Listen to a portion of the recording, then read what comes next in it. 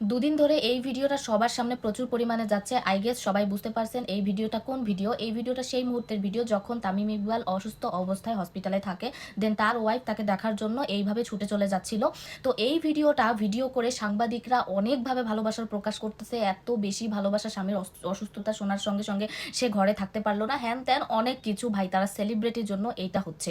আপনি একটা জিনিস চিন্তা করে দেখেন যে 100%-এর মধ্যে দু একজন নারী হয়তো বা ব্যতিক্রম থাকতে পারে, তাছাড়া বাকি 99% নারী যদি স্বামীর অসুস্থতার কথা শোনে তাহলে পাগল হয়ে ছুটে যাবে। এটা আহামরি কোনো বিষয় না। প্রত্যেকটা স্ত্রী তার স্বামীকে ভালোবাসে, এটা যে খুব বড় কোনো বিষয় এমন না।